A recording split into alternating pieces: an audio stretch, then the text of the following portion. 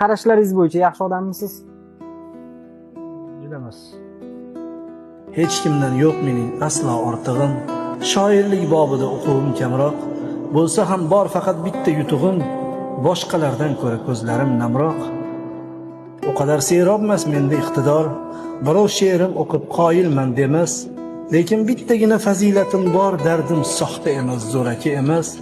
Lug'atim boy emas, tan olay mening, yangilik bo'lolmas o'ylasam neki. Ammo xislatim bor har qalay mening, armonlarim shaxsan yuragimniki. Olmaganman ko'proq she'riy saboqdan, tartib ham juda ko'p tizginlarimga. Nasiba olganman birgina baxtdan, o'zim ishonaman yozganlarimga. Qofiya bobida yurishmas ishim, tafakkur yolqini yo'qdir baytimda. Faqat bir yutuqdan aylanar boshim, qalbim taskin topar yozgan paytimda. Men hech kim emasman nazmiy olamda. Boshqalar men haqda ne desa derlar, otamning tilida o'ylayman hamda onamning tilida yozaman she'rlar.